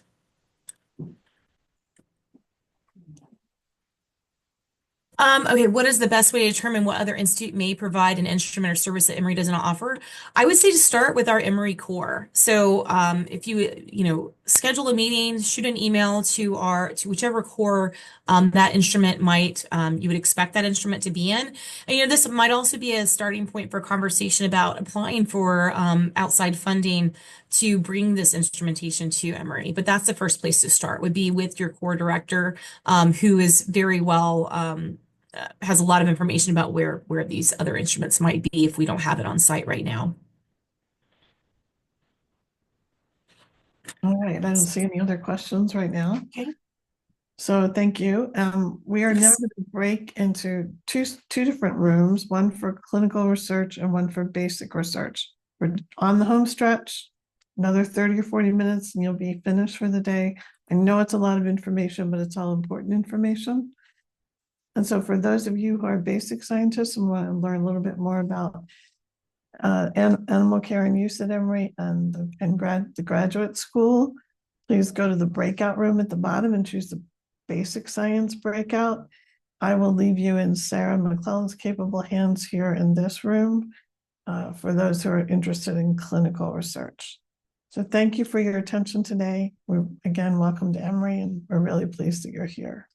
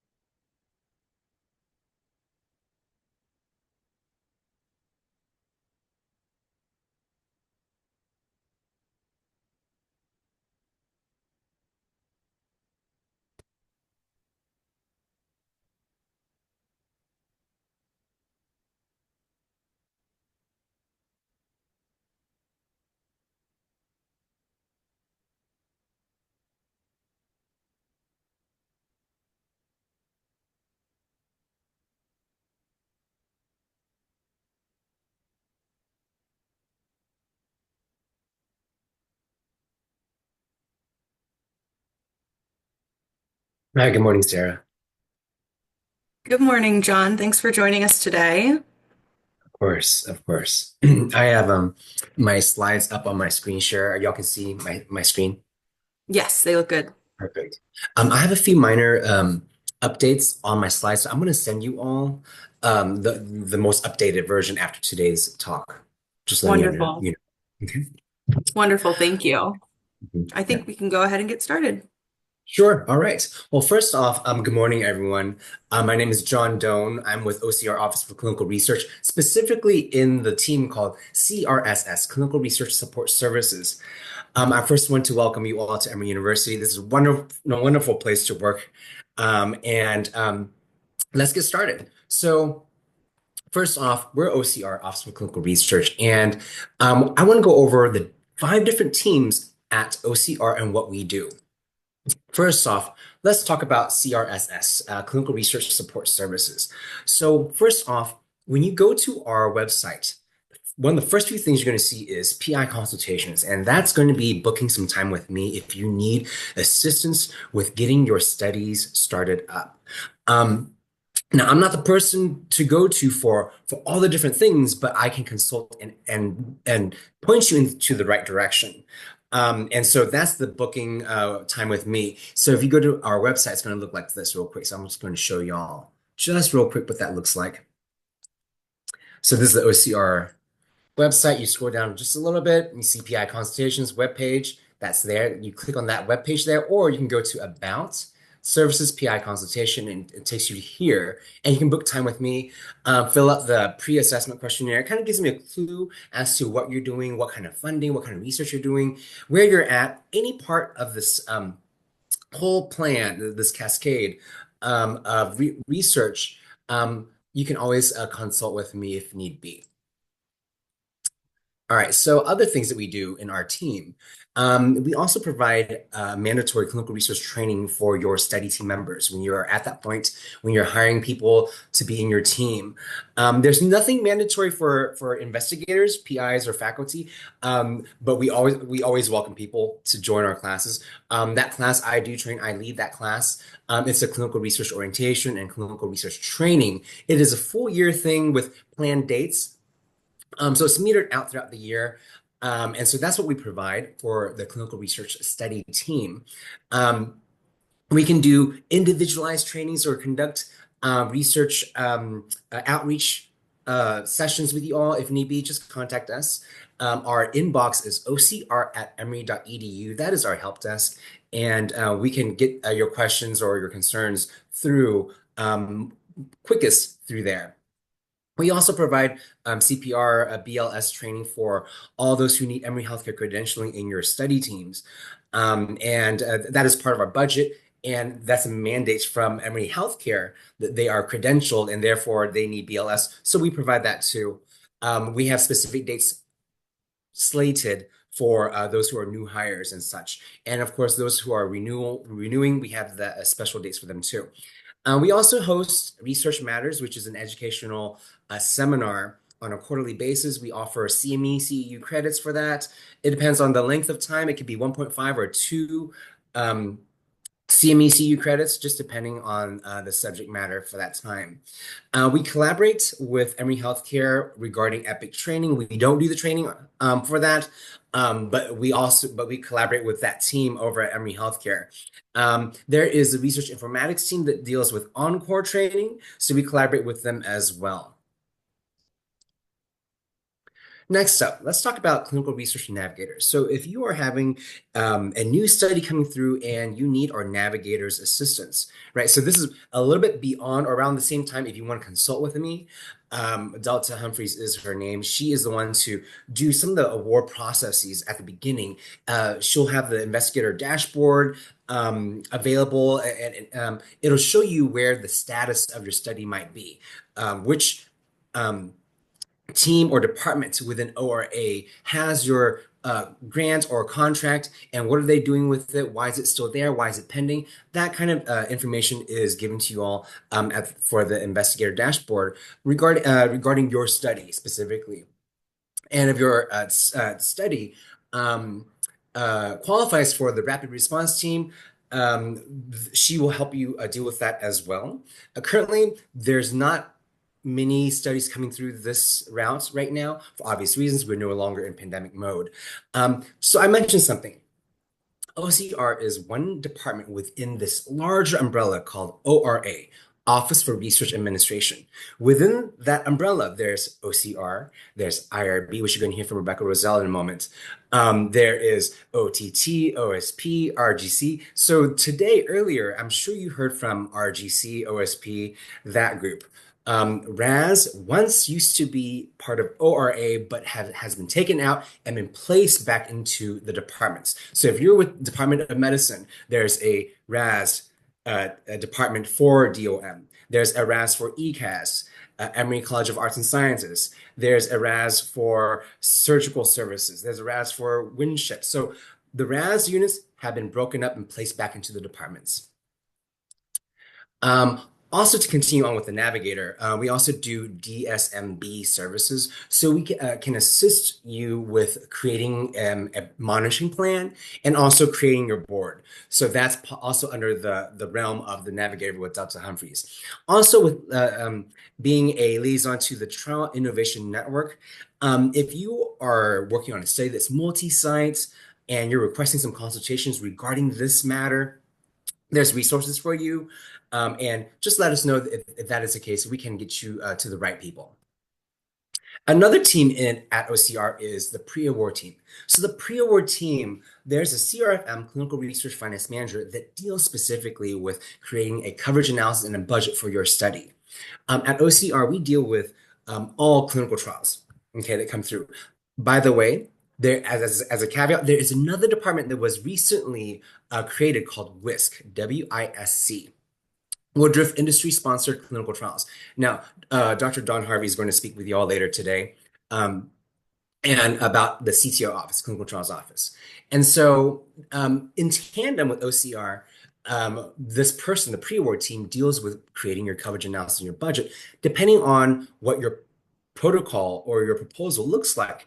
The coverage analysis explains everything in your study that is an Emory Healthcare billable item or service. Basically, anything that creates a CPT code, that's all laid out in this coverage analysis, and a budget is created. Basically, that CRFM, Clinical Research Finance Manager, is the middle person between the sponsor and the PI in negotiating that budget. That is then placed into Encore, our current CTMS, Clinical Trials Management System. We also deal with industry and non-federal studies, depending on what is in that protocol, right? So earlier I just mentioned that all clinical trials comes through us/WISC. Some federal studies that have any Emory Healthcare billables, items, or services does come through us too. So we generate the coverage analysis and budget for Emory Healthcare, regardless of funding. But all clinical trials come through us, and some federally funded studies come through us. With that said, all studies are routed to RAS. RAS is your middle group for all the things. We have another team at OCR called clinicaltrials.gov team. I know, it's very original. They help faculty and staff register for your study. This is a federal mandate, as you know, I'm sure. All clinical trials has to be registered with federal government for compliance, for safety issues, for people to find your study from across the nation or across the world. You know what that is about. So that is a thing that's mandated by the federal government. They also assist in determining if your study is considered a clinical trial. Okay, and this is by the NIH definition. And this team is specific for these situations, and so they communicate with you all on a regular basis to keep the clinicaltrials.gov website updated, as well as letting you all know, okay, so what are your obligations, right? How do you manage your studies moving forward? Another team at OCR is Data Integration and Integrity team. So this team, when they receive the ENOA, Electronic Notice of Award, they activate your study in Encore.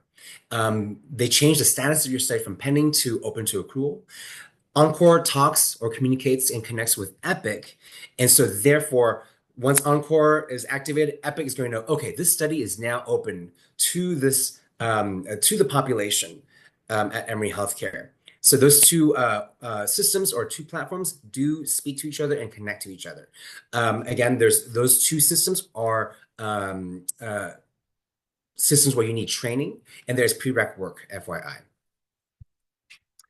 This team also, when they do that, they create a flag in the system. Basically, if someone or a subject or a patient is in a study, they're placed on a 100% bill hold. This is a billing compliance situation and a safety situation. Another team at OCR is the invoicing team. This is a post-award type activity where they generate invoices that go out to your sponsor. So it's kind of like a whole full circle type situation. Your study team or you see your subjects, you track their visits in Encore. Encore has all of these trackable items, right? So the invoicing team person, another CRFM, Clinical Research Finance Manager in the invoicing team, they on a monthly basis will look at all your activities in Encore and they'll generate the invoice that will be sent out to your sponsor for payments. So all ARs or accounts receivable are received by them too, and it'll be placing you to your grant accounts. At Emory, we are very special. Our grant account is named SpeedType. So they also do a monthly report that is sent out called an SOT, Statement of Transaction. The Statement of Transaction is basically a summary of what has happened to your study in the past month. And so that's generated too by this one team. All in all, this last slide here kind of gives you all the tools and templates that we might have for our office. So I'm just going to carry over here, show you our website real quick and show you. So if you go to our website, it's ocr.emory.edu. Okay, some text, some tiles here for quick reference, quick touch and go. But for the references that I mentioned on that last slide, that takes you to this here, forms and templates. So basically, clinical research key point summary, what is that about? So basically, whenever you need OCR's hand in creating a coverage analysis and budget for your study, you're going to need to fill this form out, the clinical trials pre-study E form. In class for clinical research orientation and clinical research training for your study team members, we teach them about this. So we go over what this might entail, right? So of course, this falls on the PI, on you all, on the faculty in finalizing this, but of course you can always delegate this to them. Some feasibility aspects, clinical trials feasibility assessment form, they deal with this too. Here at OCR in the pre-award team, if you have any questions regarding feasibility for your study, is it going to bring in enough funds? Or do we have the proper facilities for your study? Do we have the proper demographics? There are all those questions that can come through here. Okay, you can go to here for additional resources or just contact us and we can get you to the right pre-award person. Clinical trial tools, just in case you need to see what other tools we have. There's another department at Emory University called CTAC, Clinical Trials Audits and Compliance. They help with the clinical trials as well. They are basically our internal auditors versus external auditors, which is the FDA. And if you move down to these other tabs, I'm not going to go through all of them. There are additional resources for you. If you have any questions, please feel free to email ocr@emory.edu, or if you have any questions regarding with your studies or study startup and you just need to touch base with me, you can always book some time with me for PI consultations. At this point, are there any questions? I know I spoke fast. That was a lot of information I threw at you. If you want to contact me individually, personally, I'm on Teams as well as email. Thank you, John, for that presentation. We have a couple minutes for questions, so if anyone has any, you can unmute and ask or drop it in the chat. I'll be around for a little bit. All right, Thank thank you. All right, well, we'll monitor the chat for while John is with us, so if you have any questions, drop them in there. And next we have Rebecca Russell and the Institutional Review Board. Hello, hello. Good morning. Oh, good Thank you for afternoon. Just barely, yes. All right, can you see my slide? Yes, we can. Perfect. All right, I'm Rebecca Russell, the AVP for the HRPP at Emory, and I'm really glad to meet you all, new faculty. Today I'll be talking about what the Emory IRB is specifically to Emory, as opposed to any other IRBs you may have worked at before. What does and does not need IRB approval here at Emory in terms of our interpretation of the regulations, some tips for getting started, and then again, time for questions. So I want to make it let you know that our mission, as we see it at the Emory IRB, at the IRB office, is to facilitate ethical research with human subjects across Emory. So we're the IRB for all of Emory, the School of Medicine, but also the other professional schools, the college, and as well, we also review a lot of the research at the Atlanta VA Medical Center, in case any of you plan to do research there, and a lot of the research that takes place at Children's Healthcare of Atlanta as well. So we see the full spectrum. And in terms of facilitating the research that is compliant with the regulations and ethical principles, we provide guidance. We have a very full website full of guidance. We review proposals, obviously, as the IRB's mission. We do education and outreach and are always happy to do more if you find a need for it. And we handle participant concerns. So we try to get their concerns over to the right people on the study team if those come up. And we do some post-approval monitoring. So John mentioned CTAC. They tend to do the post-approval monitoring more for clinical trials, and then we complement that with the social behavioral or non-interventional post-approval monitoring. But we'll do anything if it's needed.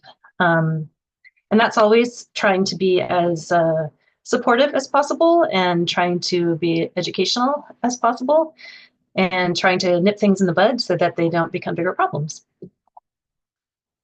So at the Emory IRB, as you can imagine, for an institution this size and covering the scope of research we do, we have a very large biomedical committee and a fair-sized social behavioral committee, smaller because it doesn't need to meet in person very much. It just does mostly expedited reviews because it's, for the most part, minimal risk research. One of our biomedical committee panels is specifically for noncompliance and adverse events so that they can be specialized in those types of reviews. We have about 22 full-time professional staff in our office. And again, we are the ones that are generally the most versed on the nuances of the regulations. We guide our members as needed and educate them. And we can answer most of your questions about your study submissions. We do a very robust screening at the initial part of that too. We have about 80 committee members, and we are always happy to welcome more committee members from more diverse specialties. So feel free to reach out if you're interested in serving on the IRB. We also rely on commercial IRBs for all of our multi-center clinical trials that are sponsored or designed by industry partners. And we've done that for a long time. And we also now rely a lot more on other single IRBs from other institutions for federally funded research because that's a mandate now.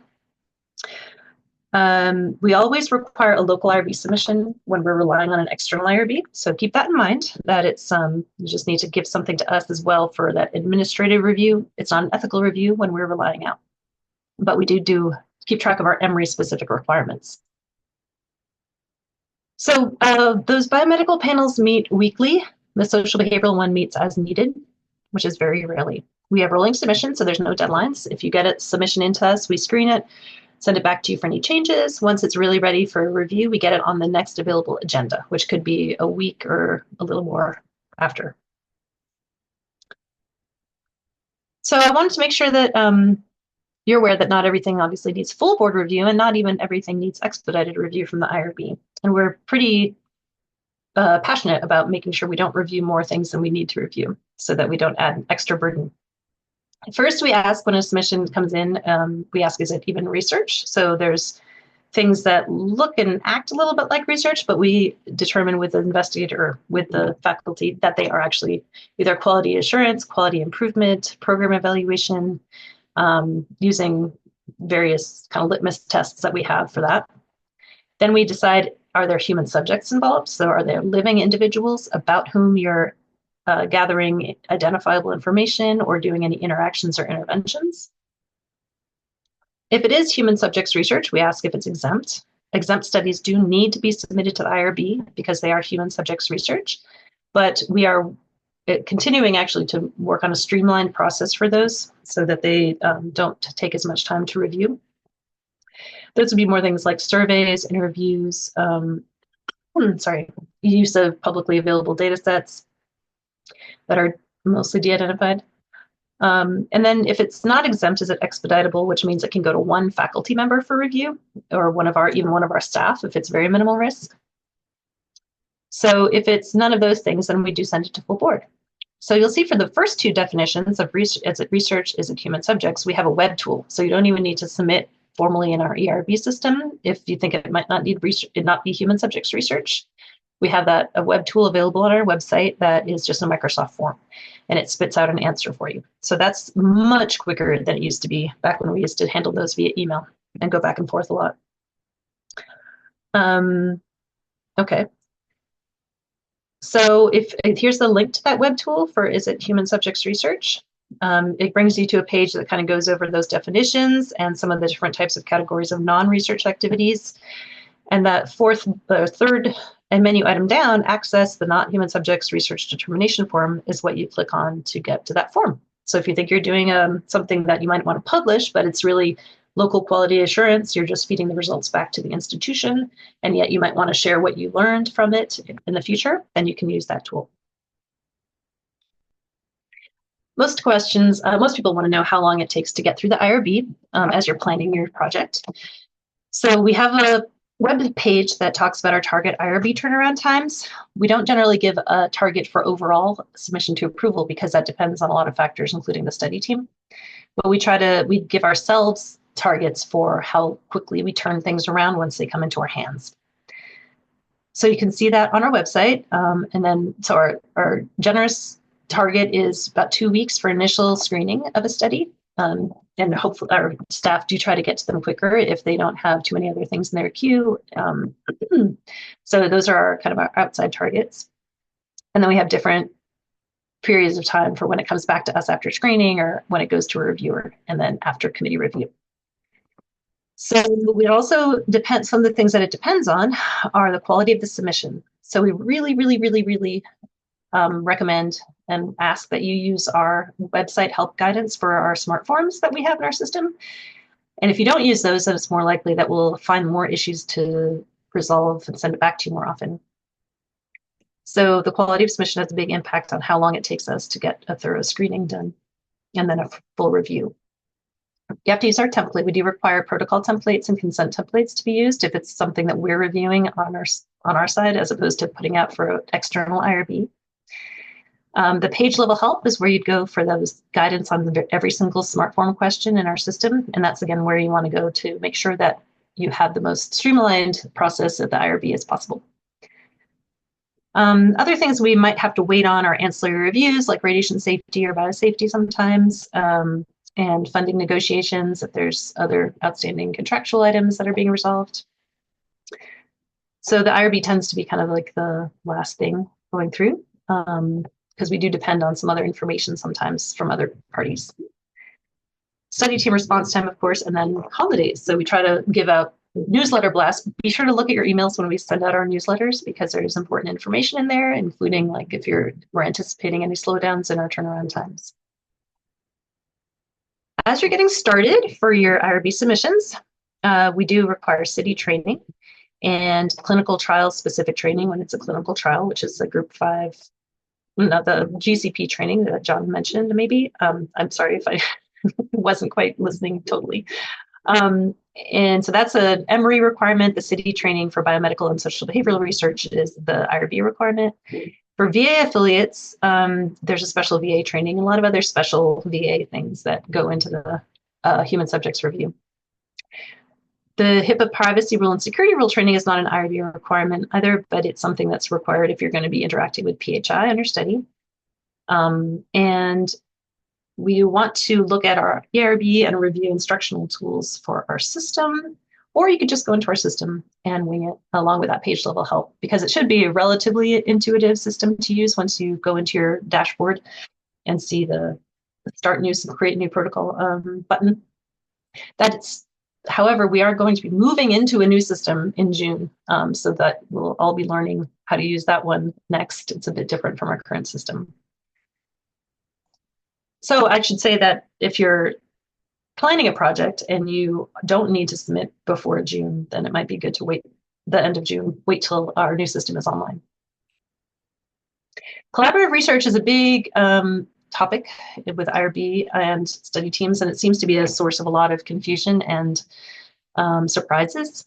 So as I mentioned, there's a mandate from the NIH and in general from the federal government saying that we have to use single IRB review for all federally funded multi-site non-exempt studies. So if you're putting together a grant application for multiple sites where Emory is the priority or not, then just know that there's going to need to be a single IRB review, and that may cost money. So it needs to be worked into the budget.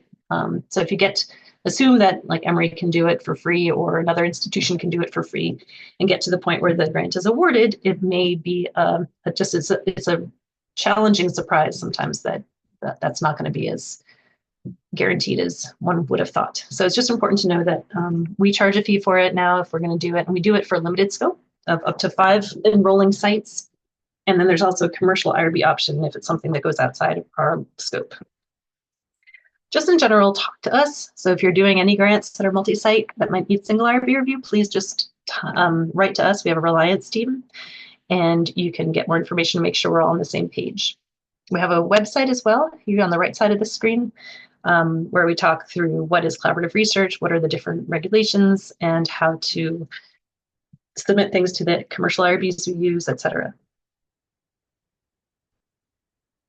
Beyond that, on our website, we have things, well, the login information, of course, to our system, lots of different submission guidance beyond that page level help, and information for sponsor investigator studies, various things you see here, many, many things. For you as investigators maybe coming to Emory, if you have research already at your prior institution, you'll want to reach out to us early so that we can work on how to transition those to Emory IRB, or if they're still ongoing at your old institution, maybe do a reliance agreement back to your old institution. Just make sure you talk to us as you're going so that we don't end up with delays getting any grants transferred, et cetera, due to IRB.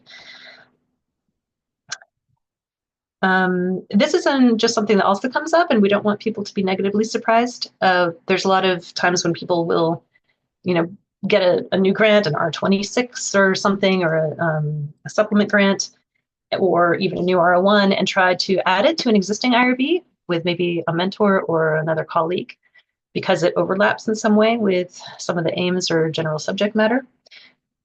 Just assume that you can't do that, and every new grant needs its own new IRB submission. We're not trying to be difficult just for the sake of being difficult. It's just that there's a lot of reasons why it's important that that be a separate IRB submission. Rarely we will let it be a modification, but those are the rare exceptions. So if you're concerned and really think it should be something you can add to an existing study, then just talk to us. Let us know, let your analysts know, and then we can have that discussion before it goes too far. All right, so after looking at our website resources, we have a listserv that you can email at us at if you don't have an analyst already assigned to your study. And all of our analysts and our leadership team now have book time with me links on our website. So you can look at our bios and find that link and schedule a time to chat if something goes beyond a simple email exchange. All right, so it's time for any questions you have, if you have any. Or you can put them in the chat and I'll hang around for a little while. I look forward to working with you should you have any IRB submission needs. All right, thank you so much, Rebecca. Yeah, if anyone has any questions, go ahead and feel free to unmute or drop them in the chat, and Rebecca will monitor that chat as we move on with Dr. Harvey here to talk about the Office of Clinical Trials. Hi, everyone. It's a pleasure to see you, and welcome to Emory. Welcome to what I believe is a great institution for clinical research. And you've heard from John and Rebecca already today. I've been here at Emory since 2007 and have been tasked about a year and some time ago with opening a new clinical trials office called the Woodruff Industry Sponsored Clinical Trials Office, or WISC. And so what I wanted to talk with you about today as an investigator is sort of some of the things which may be a little redundant, but also things that I think will ideally help you to navigate a system that is certainly fairly complex, but is supported by many ways and by many people. So what resources are available to you as an investigator on clinical trials within this office and others? One is a review, and so it all starts with a confidential disclosures agreement, certainly for industry trials and industry interventional trials. The Office of WISC handles those. Our expected turnaround time is 3 days for those. So we work through those areas, hopefully fairly quickly, to help you do that. John had also mentioned coverage analyses. So coverage analyses have to be done for all of our interventional trials where we're looking to do items that might be covered by insurance or covered by the grant, and making sure that that analysis is done correctly early on. We will help to do that on either the WISC's team or the OCR team. Next is preparation and negotiation of clinical trials budgets. They include many of our administrative fees that Rebecca was mentioning, IRB fees, et cetera, as well as effort and facilities and administrative charges or overhead or indirects, which you've probably heard of recently. And then finally, negotiation of clinical trials contracts and agreements. And so WISC has brought together individuals from the contracting world as well as budgeting world to make sure that we are able to effectively negotiate budgets as quickly as possible. Two offices handle these pre-award activities. WISC is the office that I'm in charge of, and then OCR handles the remainder. About 2/3 of studies that are done here at Emory fall into the category of WISC, and so they're direct partnership contractual relationships between Emory and a pharmaceutical or device sponsor, a commercial entity, who typically holds the IND or holds the IDE if it's a device. OCR handles all others, and that's everything from, in oncology, where I come from, clinical trials within cooperative groups. It may be foundation-run clinical trials, or it may be that we are a subaward of another site that holds the IND, or it's an investigator-initiated trial at another site. Those would go through OCR. These are the websites that John had mentioned earlier as well for OCR, and then WISC subsequently gets sent those to studies which are industry related. What do you need to get started with an interventional trial in general? Well, you need the protocol with us. You need a draft informed consent that can then be helped be routed to IRB by the study team, the draft budget, and a draft contract. So all those are things that we can certainly use to help you get going in activating your trial. Also mentioned was the Encore Clinical Trials Management System. We have a sequence of events that has yielded some reductions in turnaround times, whereby the OCR and WISC teams really focus in on contracts and activation. And then once that is done, coverage analysis is done, then we move that over to the research informatics team, and that's done by us. It's seamless to the investigator, but that group focuses on working to make sure everything is built adequately and appropriately within Encore, which should support research teams and study calendars for events, as well as housing, coverage analyses, and budgets, so that billing and secondary adjudication of bills can be done correctly. This is the Office of WISC. This is our goal and our value. Again, we're about a year old. And we're really looking to sit in the seat of the investigator and patients to ensure that we're activating trials as rapidly as possible. Time is everything in terms of industry studies, with industry as our primary customers. And so we're thinking very much about them, our investigators and our patients. And so we're looking to rapidly put these studies through our system, and to kind of make sure we're doing that through accountability, transparency, communication, and curiosity. One of the ways we've done that is to any trial that comes to WISC We have an open database that anyone can view, and you get a sense of where everything is in your study as a whole. So you can be able to see who has it. So for example, on this slide, our contract specialist, Daniela, has this study, and then the budget person is Shannon. And these individuals are all easily identified for emails, and they'll be in contact with you as soon as we receive the study overall. And you can see where everything is and where the contents are. This is all as a prelude to a new system that's going to be activated this summer called Insight. I'll talk about that a little bit more later, but this is a dashboard where everyone has access to and can see where your study is in the system and who the appropriate contact person is to understand where things are. This is our annual data for the year that we've been in place in WISC, and we've been able to reduce our activation times from a little over 220 days down to 92 days for budgets and contracts. And the way we've done that is by centralizing resources. We haven't added anybody and moving things away from the group that's then been able to go to other areas. So this reduction in activation time has been due to a lot of group efforts and a lot of teamwork to help do that. But we're continuing to push even further for 60 days, which is our goal. So we'll continue to try to create efficiencies in the systems, such as more master contract agreements with industry and a deeper definition of those contracts, for example, on fees and other areas where we can create really, really good and long-lasting relationships with our industry partners. The companies that as an institution we work most commonly with include AstraZeneca, Novartis, Merck, Pfizer, Takeda, and a variety of others. Those are sort of our bigger partners that we work with overall. There are a lot of changes happening in the clinical trial space right now. And so what we're all telling you today may be different slightly or significantly in 3 to 4 months. The reasoning is we've got to make sure that we are being very facile and very we're looking at everything and making sure that we're changing in the right way, maintaining compliance and ensuring that we're able to, again, rapidly expedite these studies to get them back to you and your patients in service to them and to the university. So we have a single source of truth that will be Insight. That's going to be where all the documents will live. Right now, they live in as upwards as 6 or 7 different systems, which can be challenging for the investigator and teams to follow.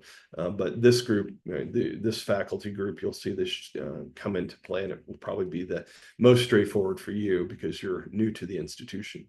We're going to start to continue to assess all of our pre and post award functions throughout to make sure that we've got the right metrics, that we're incentivizing everyone in the best way, and making sure that we're aligning those incentives for maximal outcomes. And then we're going to have to address at some point non-accruing trials and their impact. And so we've looked at a number of trials and have gone back over the years and try to understand what are the impacts of these studies that are open but don't enroll a patient for a year or longer. And if that's the case, we're going to have to start to think differently about our investment in those studies and investment in what we're doing, because they have impacts for the teams as well as patients and our group that we're trying to ensure is serving everyone in the best way possible. These are the resources for those of you who may be at Winship. There's a separate clinical trials office there, which handles a lot of things, including IRB submissions, regulatory relationships, and others. So if you're part of that group, again, you'll hear more from Winship and the investigator teams there for what you'd be doing. Education, there are many things. I call out the clinical research bootcamp that John had talked about. There are differing levels of education that can happen there. And then I've been at this institution for 17 years. I've published about 200 papers on trials and been in the system and know it well. It's sometimes just easier for investigators to have a human being to reach out who can then yield helpful information for where you need to go. There are many, many people who can help you in this place, but it's as an investigator myself, I can hopefully be quite efficient in getting you to where you need to go for various aspects of the clinical research initiatives. And also everyone in your department, in your divisions, you'll have resources there that you can also reach out to. I'm in touch with every department in the School of Medicine. I live in Hem/Onc, but I know everybody in cardiology, surgery, et cetera, all the way down through the line, where I'm happy to help you and your team get things done as quickly as possible. I find that can be the most straightforward way to get things done sometimes. All right, that is all that I have today. And like I said, happy to serve you as a new investigator at the institution and help to facilitate the research that hopefully you'll bring in the patients whose lives you'll improve. Thank you very much, Dr. Harvey. Anyone have any questions? I know we're right at time. All right. Well, thank you everybody for joining for our new faculty orientation through the School of Medicine. And that's the show. So everyone have a good rest of your day.